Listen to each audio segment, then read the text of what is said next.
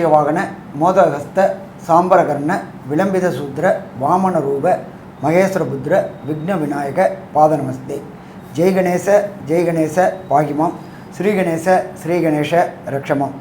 Sri Bhagavathi YouTube channel நேயர்களுக்கு சுவாமி ஹரிஹர சர்மாவின் பணிவான நமஸ்காரங்கள். குரோதி ஆண்டு புரட்டாசி மாதம் பலன்கள் பார்ப்பதற்காக சக்தி ஜோதிட குழுவின் சார்பாக டாக்டர் சக்தி சுவாமியாகிய நானும், ஆஸ்ட்ரோ KS ஐயங்கார் அவர்களும், ஆஸ்ட்ரோ டாக்டர் சுவாமி ஹரிஹர சர்மா அவர்களும் இப்பொழுது புரட்டாசி மாத பலன்களை பற்றி ஐயா சொல்லுவாங்க. அனைவருக்கும் ஹரிஹர சர்மாவின் பணிவான நமஸ்காரங்கள். நாம் பொறுத்தளவுக்கு ஒவ்வொரு மாதமும் மாத பலன்கள் பார்க்குறோம், தமிழ் மாத பலன்கள் பார்க்குறோம், அதே போல் ஒவ்வொரு பெயர்ச்சி பலன்களும் பார்க்குறோம். சனி பயிற்சி பலன்கள், ராகு கேது பயிற்சி பலன்கள், குரு பயிற்சி பலன்கள் மற்றும் சனி வக்ர பலன்கள், குரு வக்ர பலன்கள், இதை மாதிரி ஒன்று ஒன்று பார்த்துட்டு வரோம். அது மாதிரி இந்த ட்ரிப்பு நம்ம பார்க்க போகிறது புரட்டாசி மாத பலன்கள். புரட்டாசி அப்படின்னாலே கன்னியா மாதம்னு பேர். கன்னியா மாதம் அப்படின்னாலே பித்ருக்களுடைய மாதம்னு பேர். எப்பொழுதுமே ஒரு குடும்பம் நல்லபடியாக இருக்கணும் அப்படின்னா குலதெய்வ அருள் இருக்கணும். குலதெய்வ அருளுக்கு அடுத்தது பித்ருக்களுடைய அருள் இருக்கணும். பித்ருக்கள் அருள் இல்லை அப்படின்னா அந்த குடும்பத்தில் எந்த விதமான நல்ல தொடக்கமும் நல்ல முன்னேற்றமும் நல்ல செய்கைகளும் நடக்காது. அப்படியேற்பட்ட வசந்த மாதமான கன்னியா மாதம் என்கின்ற தமிழில் புரட்டாசி மாதம் அப்படின்றது பிறக்கணும். நிகழும் மங்களகரமான குரோதி வருஷம் புரட்டாசி மாதம். அதுக்கு சரியான ஆங்கில தேதி அப்படின்றது 17/9/2024. அன்னைக்கு உயர்ந்த கிழமையான செவ்வாய்க்கிழமை மதியம் சற்றேறக்குறைய 2:09 சூரிய பகவானானவர் தன்னுடைய ஆட்சி வீடான சிம்மத்திலிருந்து கன்னிக்கு உள் நுழையிறார். எப்பொழுதுமே உள் நுழையிற மாதம் தான் அந்தந்த மாதத்துடைய தமிழ் மாதம் அப்படிங்கிறோம். அப்படின்ற பொறுத்தளவுக்கு இந்த காலகட்டங்களில் சூரிய பகவான் கன்னியா ராசிக்கு வரார், புரட்டாசி மாதத்துக்கு வரார். சரி, இந்த காலகட்டங்களில் என்னென்ன கிரகங்கள் என்னென்ன நிலையில் இருக்குதோ, இதை தவிர இந்த மாதத்தில் என்னென்ன விசேஷங்கள் இருக்கும் அப்படின்றத பார்ப்போம். காலபுருஷ தத்துவத்தின்படி 2வது ராசியான ரிஷப ராசியில் குரு பகவான் இருக்கிறார். 3வது ராசியான மிதுனத்தில் செவ்வாய் பகவான் இருக்கார். அடுத்தது சிம்மத்தில் புத பகவானும், மாதம் பிறக்கிறதுனால சூரிய பகவான் கன்னியா மாதத்துலையும், நீச்சமடைஞ்ச சுக்கிரனும் கேது பகவானும் கன்னியில் இருக்கிறாங்க. இதை தவிர சனி பகவான் இருக்கிறது அப்படின்றது பொறுத்தளவுக்கு தனது ஆட்சி வீடான கும்பத்தில் ஆட்சி பெற்று இருக்கார். இதில் பார்த்தோம் அப்படின்னாக்க அவர் வக்ரகதியிலையும் இருக்கிறார். இதை தவிர காலபுருஷ தத்துவத்தின் 12ஆம் வீடு அப்படின்றது உயரிய வீடான மீனராசி. மீனராசியில் எம்பெருமான் ராகு இருக்கிறார். இந்த மாதிரி பிளானட்டரி பொசிஷனில், இந்த மாதிரி கிரக நிலவரத்தில் இந்த புரட்டாசி மாதம் ஆரம்பமாகுது. சரி, இந்த புரட்டாசி மாதம் அப்படின்னா என்னென்ன விசேஷங்கள் இருக்குது அப்படின்றத ஃபஸ்ட்டு பார்ப்போமா. புரட்டாசி மாதம் பிறக்கிறது 17/9/2024 செவ்வாய்க்கிழமை. அன்னைக்கு மத்தியானம் 2:09 சூரிய பகவான் கன்னியா ராசியில் வரார். அதுக்கு சூரிய பகவான்றதுனால புரட்டாசி மாதம். அதுக்கு அடுத்தது அப்படின்றத பொறுத்தளவுக்கு 18/9/2024. இப்போ நம்மளை பொறுத்தளவுக்கு பித்ருக்களுக்கு காரியம் செய்யக்கூடிய நாட்கள் அப்படின்றத பொறுத்தளவுக்கு மாலையபக்ஷம், அதுக்கு அடுத்தது ஆடி அமாவாசை, அதுக்கு அடுத்தது தை அமாவாசை. இந்த காலகட்டங்கள். இப்போ இந்த ஆடி அமாவாசைன்றது நம்ம கடந்த காலகட்டங்களில் போனோம். அது அயனம் மாறக்கூடிய காலகட்டங்களில், உத்தராயணத்துலேருந்து தட்சிணாயணம் மாறக்கூடிய காலகட்டம் அப்படின்றது அந்த காலகட்டங்களில் சூரிய பகவான் இருக்கிறது கர்க்கடகத்தில் இருப்பார். அதனால் அந்த சூரியன் அயனம் மாறக்கூடிய காலகட்டங்களில் பித்திருக்களுக்கு உண்டான தர்ப்பணங்களும் புனித காரியங்களும் செய்யக்கூடிய காலகட்டங்கள். அதுக்கு அடுத்தது வருது புரட்டாசி மாதத்தில் மகாலய அமாவாசை. இந்த மகாலய அமாவாசை அப்படின்றது 18/9/2024 அன்னைக்கு தொடங்குது. அதுக்கு பேர் பக்ஷம் தொடங்குறதுன்னு பேர். மாலைய பக்ஷம் ஆரம்பம்னு பேர். பக்ஷம் ஆரம்பம் அப்படின்னா ஒரு பட்சத்துக்கு சற்றேறக்குறைய 15 நாட்கள்.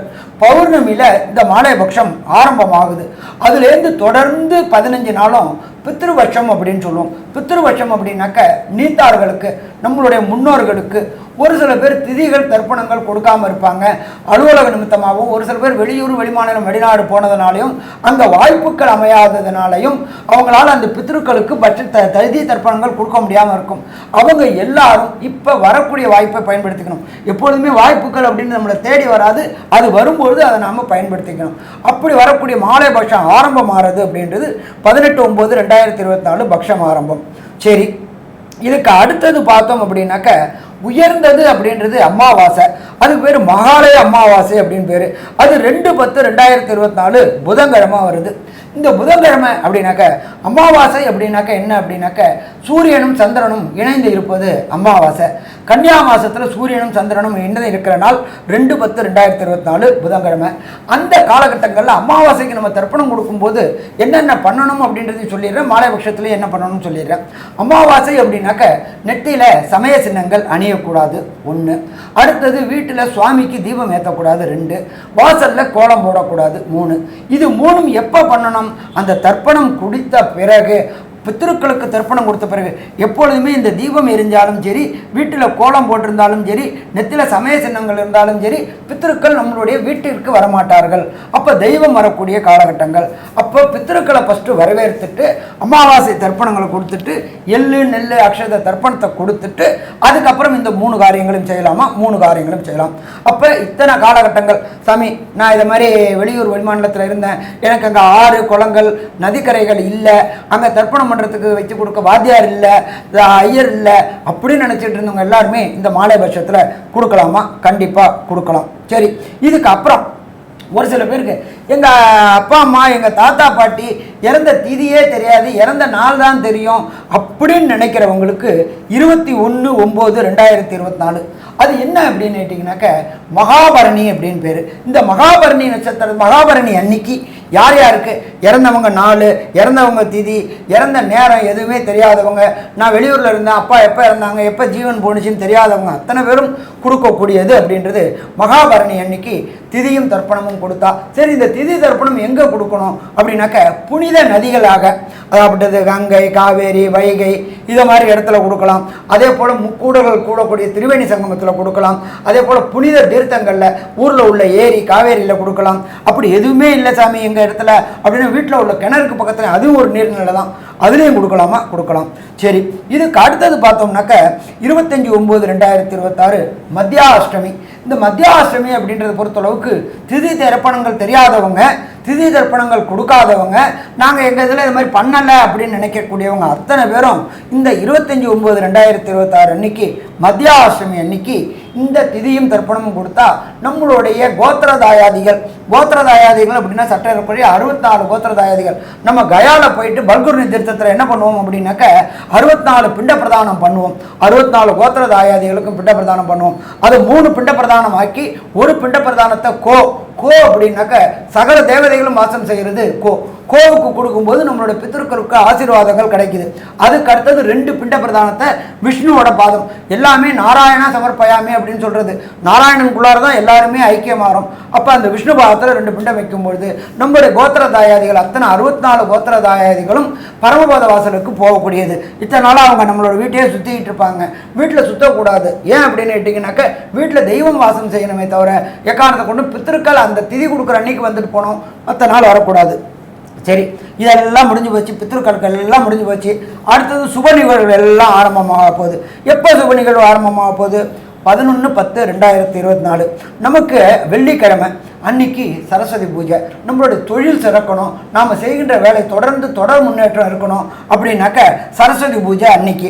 அதே நாள்லேயே ஆயுத பூஜையும் இருக்குது. நாம் செய்கின்ற ஒவ்வொரு கருவியும், எழுத்தாளராக இருந்தால் அவங்களுக்கு பேனா, விவசாயி இருந்தால் ஏறு, இது எல்லாத்துக்கும் பூஜை செய்யக்கூடிய காலகட்டங்கள் 11/10/2024 வெள்ளிக்கிழமை. சரி, அதுக்கு அடுத்தது 12/10/2024 அன்னைக்கு விஜயதசமி, முக்கியமான நாள். படிக்கிறக்கூடிய குழந்தைகள் அத்தனை பேருக்கும் புஸ்தகத்தை வச்சு பூஜை பண்ணி அன்னைக்கு வித்யா ஆரம்பம், அன்னைக்கு தான் குழந்தைகள் புதுசாக சேரக்கூடியவங்களுக்கு வித்யா ஆரம்பம் என்ற நாட்களும் தொடங்கக்கூடிய நாள். அப்போ இத்தனை வசந்த காரியங்களும் இந்த கன்னியா மாதம் என்கின்ற புரட்டாசி மாதம் வருது. சரி, இப்போ இதில் பொறுத்தளவுக்கு ஒவ்வொரு ராசிக்கும் என்னென்ன நற்பலன்கள், என்னென்ன பரிகாரங்கள் அப்படின்றத பார்ப்போமா? ரிஷபராசி நேயர்கள், அதாவது கார்த்திகை 2, 3, 4 பாதமும், ரோகிணி நட்சத்திரத்தில் 1, 2, 3, 4 பாதங்களும், மிருகசீரிஷம் 1, 2 பாதங்களும் ஆக இந்த 9 பாதம் கொண்டவர்கள் ரிஷபராசிக்காரர்கள். இந்த ரிஷபராசிக்காரர்களுக்கு குரு உங்களுடைய வீட்டிலையே இருக்கார். அதே மாதிரி புரட்டாசி மாதம் 3ஆம் தேதிக்கு 19/9/2024 அன்னைக்கு சுக்கிர பகவானும் புதன் பகவானும் வீடு மாறுறாங்க. அவங்க புதன் சிம்மத்தில் இருந்து கன்னிக்கு வந்துடுறாரு. அதேமாரி சுக்கிரன் கன்னியில் இருந்து துலாத்துக்கு போயிடுறார். அப்போ 2 பேருமே ஆட்சி நிலையும் புதன் உச்ச நிலையும் அடைகிறார். அப்போ சூரியன் இருக்கிற வீட்லேயும் புதன் இருக்கிறது, சூரியன் புதாதித்ய யோகம் அப்படின்னு சொல்லுவாங்க. அப்போ உங்களுக்கு ராசிக்கு 5ஆம் இடத்துல புதாதித்ய யோகம் கிடைக்கிறது. அங்கே கேது பகவானும் இருக்கார். அப்போ இந்த கேது பகவானுக்கும் இந்த புதன் பகவானுக்கும் டிகிரி நிறைய வித்தியாசப்படும். அப்போது புதனுக்கு உச்சம் பெறதுனால 5ஆம் இடத்துல உச்சம் பெறுறாரு, 6ஆம் இடத்துல சுக்கிரன் ஆட்சி நிலை பெறுறாரு. ஆக இந்த மாதிரியாக இருக்கிறதுனால கண்டிப்பாக தொழில்துறையிலேயோ அல்லது உத்தியோகத்திலேயோ குறைபாடுகளாக சொல்லக்கூடியவங்களாக இருக்கிறவங்களுக்கு இப்போ புதிய வேலை வாய்ப்புகள் அமைகிறதுக்கும் தொழில்துறைகள் சிறப்பாக வர்றதுக்கு உண்டான காலகட்டமாகவும் சிறப்பாக அமையக்கூடிய காலமாக இருக்கும். குருவனுடைய பார்வையும் 5ஆம் இடத்துல விழுகிறது. அதனால் இது பித்ருக்கள் மாதம், அதாவது பூர்வ புண்ணியஸ்தானத்தில் விழுகிறது. அப்போ பித்ருஸ்தானம் இந்த மாலைய பட்சத்தை சிறப்பாக வழிபடுங்க. கண்டிப்பாக உங்களுக்கு முன்னோர்களுடைய ஆசியும் கிடைச்சி இந்த மாதம் நல்லதாக எல்லாமே மாறக்கூடிய சூழ்நிலைகள் உங்களுக்கு அமைகிறது. ராகும் 10ஆம் இடத்துல, அதாவது 11ஆம் இடத்துல இருக்கார் உங்களுக்கு. அப்போ 10ஆம் இடத்துல சனி இருக்கார். அதனால் வேலையில் கண்டிப்பாக மாற்றங்கள் வரும்.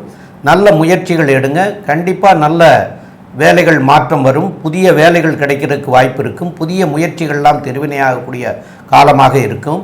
மேற்கொண்டுள்ள விவரங்களை பற்றி நம்முடைய ஆஸ்ட்ரோ கேஎஸ் ஐயங்கார் அவங்க சொல்லுவாங்க. ஐயா, அற்புதமாக சொன்னீங்க. அதாவது இந்த ரிஷபராசிக்காரர்களுக்கு பார்த்தாலேனால் இந்த மாதத்தில் குழந்தை பிராப்திக்கு நல்ல ஒரு பாசிபிலிட்டி உண்டு. குழந்தை பிராப்தி ஏற்படக்கூடிய பாக்கியம் நிச்சயமாக உண்டு. ஏன்னா 5ஆம் இடம் வலுப்பெற்று போகிறது. 5ஆம் அதிபதி 5ஆம் இடத்தில் ஆட்சி பெற்று மூலத்திரிகோண வீட்டில் இருக்கிறது பெரிய விசேஷம். அதோடு உங்களுடைய ராசிநாதனும் 6ஆம் இடத்தில் ஆட்சி பெற்று போயிருக்கிறது பெரிய விசேஷம். குருவின் பார்வையில் 5ஆம் இடம் இருக்கிறது ரொம்பவும் நல்லது. சூரியனோடு சேர்ந்த புதன் இருக்கிறது பெரிய ஏற்றம். அதனால் குரு அவர் புத்திர காரகன், புத்திர ஸ்தான அதிபதியும் ஆட்சி வீட்டில் இருக்கக்கூடிய காலகட்டம்ன்றதுனால கண்டிப்பாக இந்த புரட்டாசி மாதத்தில் கண்டிப்பாக இவ்வளவு நாளாக குழந்தை பிராப்தி இல்லாதவர்கள் குழந்தை பிராப்தி அடையக்கூடிய வாய்ப்புகள் நிச்சயமாக உண்டு. பித்ருக்களுக்கு செய்ய வேண்டிய கர்மாக்களை செய்தீர்களேயானால் இன்னும் நல்லபடியாக நிச்சயமாக இருக்கும். இந்த மாதத்தில் பார்த்தீங்களேனால் உங்களுடைய ராசிக்கு 2ஆம் இடத்துல 2ஆம் அதிபதினு சொல்லக்கூடியவர் 5ஆம் இடத்துல ஆட்சி உச்சம் பெறுறது பெரிய விசேஷம். இதன் மூலியமாக குடும்பத்தில் நல்ல ஒரு சந்தோஷமான செய்தி, நல்ல சந்தோஷமான விஷயங்கள் நடக்கும். செலவுகள் கொஞ்சம் அதிகமாக இருக்கும். ஏன்னா 12ஆம் அதிபதியே 2ஆம் இடத்துல இருக்கிறதுனால செலவுகள் கொஞ்சம் அதிகமாக இருக்கக்கூடிய மாதமாக இருக்கும். இந்த மாதத்தில் உங்களுடைய ராசிக்கு 9ஆம் இடத்துல அப்படின்னு பார்க்கும்பொழுது உங்களுடைய ராசிக்கு பார்த்தீங்களேனால் 9ஆம் இடத்துல சனி பகவான், அதாவது சனி பகவான் வக்ரகதியில் 10ஆம் இடத்துல இருக்கிறது அப்படின்னு பார்க்கும்பொழுது 10ஆம் இடத்துலேயே சனி இருக்கார். அதனால் தொழிலில் சிறு சிறு பிரச்சனைகள் உங்களுடைய கீழ்மட்டத்தில் இருக்கக்கூடியவர்கள் மூலியமாக வரக்கூடிய வாய்ப்புகள் இருக்குது. 8ஆம் அதிபதி உங்களுடைய ராசியிலேயே இருக்கிறது. அவரே குரு பகவான் தனகாரகன்னு சொல்லக்கூடியவர். அவர் உங்களுடைய ராசிக்கு 5ஆம் இடத்தை பார்க்குறதும் 7ஆம் இடத்தை பார்க்குறதுனால திருமணம் கைகூடக்கூடிய வாய்ப்புகள் உண்டு. எப்போ அப்படின்னா இந்த பட்சம் முடிஞ்சதுக்கு அப்புறம் பார்க்க ஆரம்பித்தாலும் நிச்சயமாக இந்த புரட்டாசி மாதம் முடியும் போது நிச்சயமாக வரும். ஐப்பசிலேயே கல்யாணம் பண்ணிடலாம், கவலைப்பட வேண்டாம். இந்த பட்சத்தில் மட்டும் இந்த பரிவர்த்தனைகள்லாம் பண்ணிக்க மாட்டேன். அதுக்கப்புறமா நிச்சயமாக பண்ணக்கூடிய வாய்ப்புகள் உண்டு. இந்த மாதத்தில் உங்களுடைய ராசிக்கு பார்த்தோன்னா 6ஆம் இடத்துல ஆட்சி பெற்ற சுக்கிரன் இருக்கிறதுனால புதுசாக ஒரு இடத்துல சுற்றுலா போகக்கூடிய வாய்ப்புகள் உண்டு. அதை தவிர பார்த்தோன்னா புதுசாக நீர்நிலைகள் இருக்கக்கூடிய இடத்துக்கு போகக்கூடிய வாய்ப்புகள் நிச்சயமாக உண்டு. அதுவும் இந்த கலைத்துறையில் இருக்கிறவங்களுக்கு பெரிய ஏற்றம் கிடைக்கக்கூடிய மாதமாக இந்த மாதம் அமைய போகிறது. கலைத்துறையில் ஆட்சி பெற்ற சுக்கிரன் 6ஆம் இடத்துல அப்படின்னும்பொழுது ஏதாவது கம்பெனியில் கான்ட்ராக்ட் போட்டுன்னு இருக்கக்கூடிய சின்ன திரை பெரிய திரையில் இருக்கிறவங்க இவங்களுக்கெல்லாம் பெரிய ஏற்றம் கிடைக்கும்.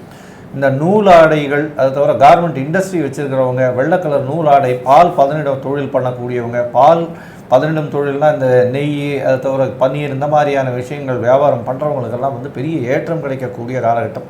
வைர வியாபாரம் பண்ணிட்டு இருக்கவங்களுக்கு பெரிய ஏற்றம் கிடைக்கும். இந்த மாதத்தில் பார்த்தீங்கன்னா ரிஷபராசிக்காரர்கள் வைர வியாபாரம் பண்ணுறவங்களுக்கு பெரிய ஏற்றம் கிடைக்கக்கூடிய வாய்ப்புகள் நிச்சயமாக உண்டு. இந்த மாதத்தில் வெளிநாட்டினுடைய முதலீடுகள் பற்றி, வெளிநாட்டிலிருந்து உங்களுக்கு வரக்கூடிய வாய்ப்புகள் பற்றி, அதை தவிர உங்களுக்கு இன்வெஸ்ட்மெண்ட்டுக்கு ஏதாவது பிஸ்னஸ் பண்ணுறீங்கன்னா இன்வெஸ்ட்மெண்ட்டுக்கு ஏதாவது வாய்ப்புகள் உண்டா அப்படின்றத பற்றி ஐயா அரியரசர்மாகிட்ட கேட்போம். ஐயா நல்லா அற்புதமாக சொன்னீங்க. ரிஷபம் அப்படின்னாலே மேன்மையானவங்க. அதில் அசுரகுருவோடைய வீட்டில் தேவகுரு உட்கார்ந்துருக்காரு. இது நல்லதா அப்படின்னாக்கா கண்டிப்பாக நல்லதுன்னே சொல்லலாம். ஒன்று. அடுத்தது பொறுத்தளவுக்கு எப்பொழுதுமே பொறுத்தளவுக்கு ரிஷபம் அப்படின்னாக்க சின்னத்திரை பெரிய திரை கலைஞர்கள் மட்டும் குறிக்கிறது கிடையாது. இந்த கேட்டரிங் செய்கிறாங்கல்ல, உணவு சம்மந்தப்பட்டவங்க, இந்த கேட்டரிங் செய்யக்கூடியவங்க, சிறிய அளவில் கேட்டரிங் செய்யக்கூடியவங்களுக்கு இந்த புரட்டாசி மாதத்துலேருந்து பெரிய அளவுக்கு இப்போ நம்ம பார்த்துக்கிட்டே இருக்கிறோம். கேட்டரிங் அப்படின்றது முன்னாடி சின்ன தொழிலாக இருந்துச்சு, இப்போ அது கார்பரேட் தொழிலாக மாற ஆரம்பிச்சிருச்சு. பெரிய பெரிய நிறுவனங்களுக்கும் செய்யக்கூடிய தொழிலாகிடுச்சு. அதுமாதிரி இந்த ரிஷபராசியை சேர்ந்த கார்த்திகை, ரோகிணி, மிருகசீரிஷம் சேர்ந்த நட்சத்திரக்காரங்க அத்தனை பேருக்குமே கேட்டரிங் தொழிலில் சாதாரணமாக செஞ்சுட்டு இருந்தவங்களுக்கு கார்பரேட் செய்யக்கூடிய அளவுக்கு பெரிய அளவுக்கு உத்தியோகம் கிடைக்கக்கூடிய வாய்ப்புகள் உண்டு. அதே போல் உங்களுடைய ராசியில் இருக்கிற குரு பகவானானவர் தன்னுடைய விசேஷ பார்வையான 9ஆம் பார்வையாக உங்களுடைய ராசிக்கு 9ஆம் இடமான மகரத்தை பார்க்குறார். 9 அப்படின்ற பொறுத்தளவுக்கு புகழ் பெறக்கூடிய ஸ்தானம். இத்தனை நாளாக புகழ் இல்லாமல் இருந்துச்சு, நிறைய வேலை செஞ்சுட்டு இருந்தீங்க, ஆனால் அதற்குண்டான ரெகக்னைஸ் கிடைக்கல. அப்போ இந்த ரெகக்னைஸ் கிடைக்கக்கூடிய காலகட்டமும் இந்த புரட்டாசி மாதம். ஏன்னு கேட்டிங்கனாக்க பித்ருக்களுடைய ஆசீர்வாதமும் குலதெய்வ ஆசீர்வாதமும் கிடைக்கிறதுனால இந்த வாய்ப்புகள் உண்டு. அதே போல் பூர்வ புண்ணிய புத்திரஸ்தானம் அப்படின்றது 5ஆம் இடம். இப்போது அந்த 5ஆம் இடத்துல புத பகவானானவர் ஆட்சி உச்சம் மூலத்திரிகோணம் பெற்றிருக்காரு. இப்போ இந்த ரிஷபராசியை சேர்ந்தவங்க ரொம்ப நாளாக குலதெய்வ கோயிலுக்கு போக முடியாமலே இருந்துகிட்டு இருந்துச்சு, ஏதாவது ஒரு தடங்கள் வந்துக்கிட்டே இருந்துச்சு.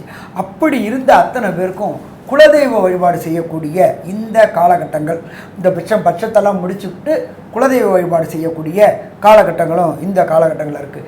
எப்போ ஒருத்தவங்களுக்கு குலதெய்வம் வந்துருச்சு வீட்டுக்கு அப்படின்னாலே, பித்ருக்களோட ஆசீர்வாதம் கிடச்சிச்சு அப்படின்னு சொன்னாலே திருமணம் போன்ற சுபயோகங்கள் கிடைக்கக்கூடிய வாய்ப்புகள் உண்டு.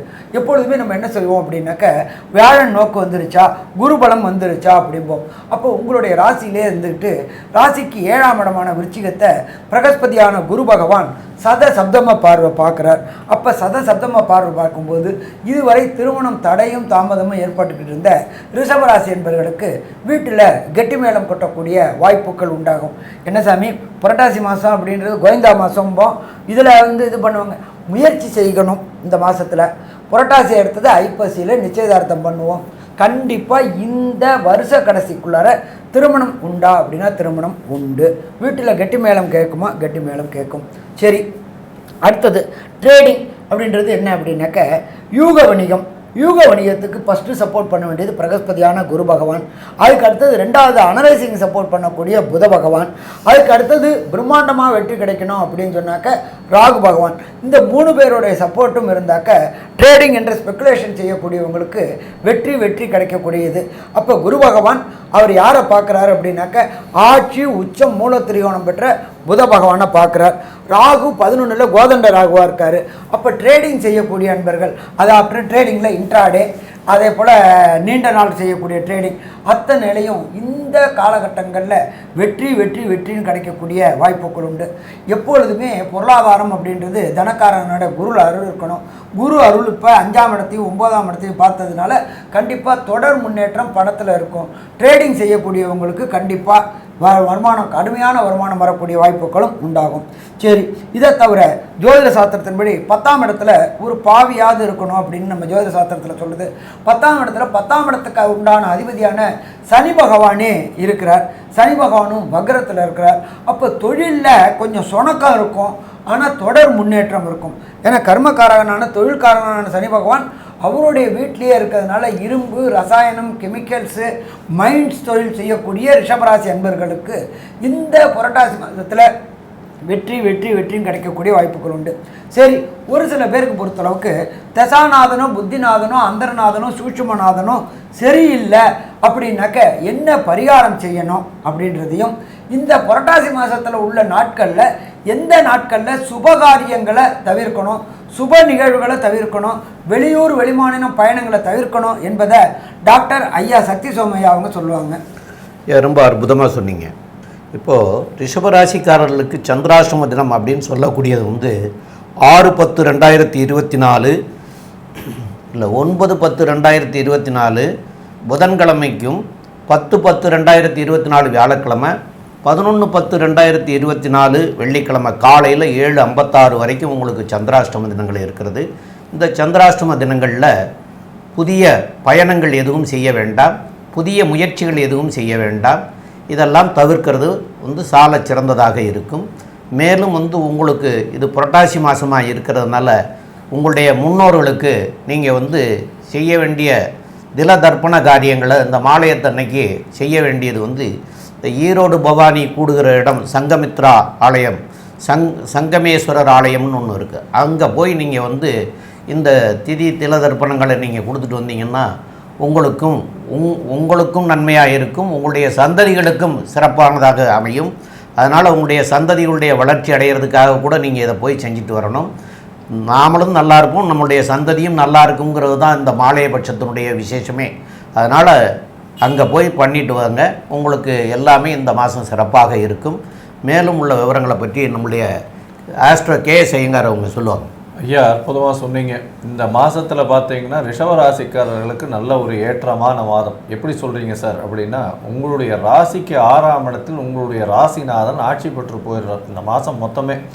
அதாவது ஒரு 2 நாளில் 19ஆம் தேதி அன்றைக்கே 19/9 அன்றைக்கே உங்களுடைய ராசிக்கு 6ஆம் இடத்துல ஆட்சி பெற்று போயிடுறார். அதனால் புதுசாக வேலை கிடைக்கிறதுக்கும், புதிய வேலைகளில் மாற்றம் ஏற்படுறதுக்கும், அதன் மூலியமாக பெரிய ஏற்றம் ஏற்படுறதுக்கும், ப்ரமோஷன் கிடைக்கிறதுக்கும், வேலை நிமித்தமாக வெளிநாடு வெளியூர் வெளிமாநிலம் போகிறதுக்கும் இந்த காலகட்டம் உதவும். பணவரவிற்கு பஞ்சம் இருக்காது. திருமண பாக்கியம் நிச்சயமாக உண்டு. இருந்தாலும் இந்த மாலையபட்சம் முடிஞ்சதுக்கு அப்புறத்துலேருந்து பார்த்தீங்களேனால் ஐப்பசி மாதத்தில் கல்யாணம் நடக்கும்.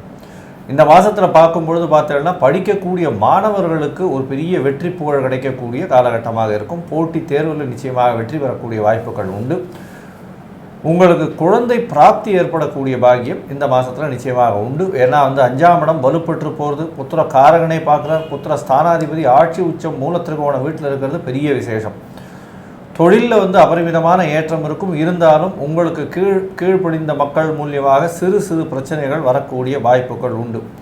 வெளிநாடு வெளியூர் வெளிமாநிலத்திலிருந்து நல்ல ஒரு செய்தி வரும். வெளி மதத்தினர் வேற்று மதத்தினர் மூலியமாக உங்களுக்கு ஒரு நல்ல ஒரு ஏற்றம் கிடைக்கக்கூடிய காலகட்டமாக அமைய போகிறது. இந்த மாதத்தில் மொத்தமாக பார்த்தேயானால் இந்த மாதம் ஒரு பெரிய ஏற்றமான மாதமாக இருக்கும் அப்படின்னு சக்தி ஜோதிட குழு சொல்லுது. நன்றி, நமஸ்காரம். ஸ்ரீ பகவதி யூடியூப் சேனல் பார்த்த அன்பர்களுக்கு நன்றி. இதே போன்று ஆன்மீக தொடர்புடைய ஜோதிட தொடர்புடைய தகவல்களை தொடர்ந்து நீங்கள் பெற ஸ்ரீ பகவதி யூடியூப் சேனலை சப்ஸ்கிரைப் செய்யுங்கள் மற்றும் அருகில் உள்ள பெல் ஐக்கானை அதை அழுத்தினீர்கள் என்றால் தொடர்ந்து என்னுடைய சேனலை பார்க்க முடியும். நன்றி, நமஸ்காரம்.